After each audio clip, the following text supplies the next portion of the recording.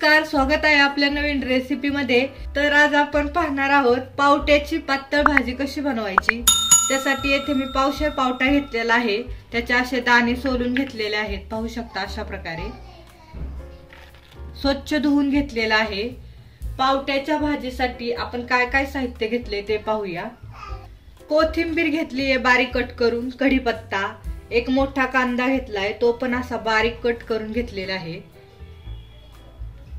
एक टोमॅटो घेतलेला आहे तो पण बारीक कट केलेला आहे।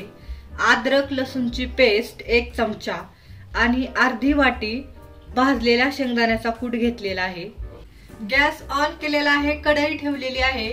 कढईमध्ये 1 चमचा तेल ओतलेला आहे। तेल छान गरम झालेला आहे।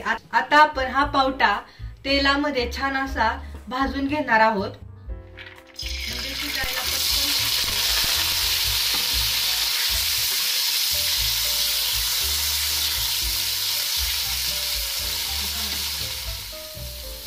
5 मिनिटे पावटा मी छान असा तेलामध्ये भाजून घेतलेला आहे। असं केल्याने भाजी पण पटकन होते आणि टेस्टी पण लागते भाजी। असं आपण तेलामध्ये अगोदर पावटा भाजून घेतल्याने। याच कढईमध्ये आपण भाजी करणार आहोत। याच कढईमध्ये मी 2 चमचे तेल ओतलेले आहे। तेल छान गरम झालेलं आहे। अर्धा चमचा जिरे, अर्धा चमचा मोहरी।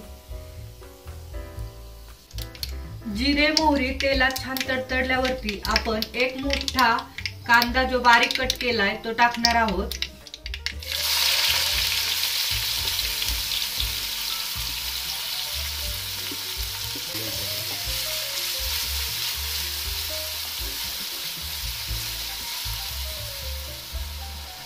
दोन 3 मिनिटे झालेले आहे। कांदा छान तेलामध्ये परतलेला आहे। आता आपण त्याच्यामध्ये 1 टोमॅटो बारीक कट केलेला तो पण टाकणार आहोत।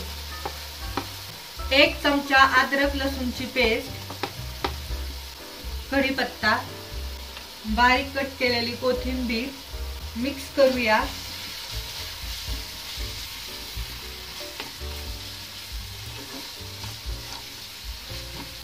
चवीनुसार मीठ मिक्स करूया।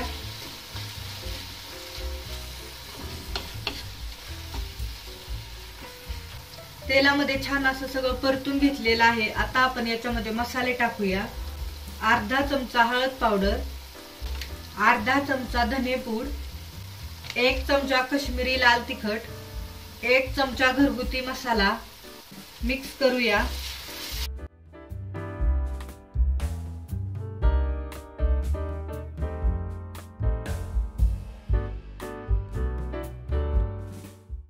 आता आपण याच्यामध्ये पावटा आपण तेलामध्ये छान असा परतून घेतलेला तो टाकणार आहोत। अर्धी वाटी भाजलेला शेंगदाण्याचा कूट मिक्स करूया।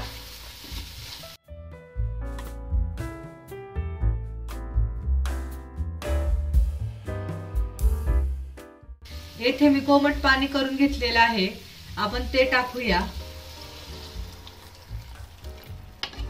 मिक्स करूया।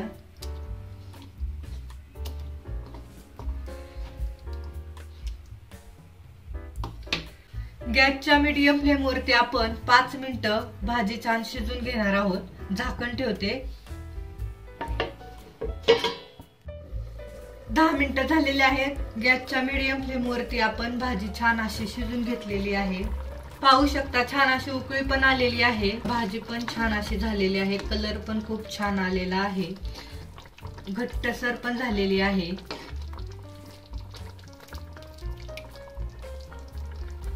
जशी तुम्हाला घट्ट पातळ पाहिजे त्याप्रमाणे तुम्ही पाण्याचं प्रमाण ऍड करू शकता।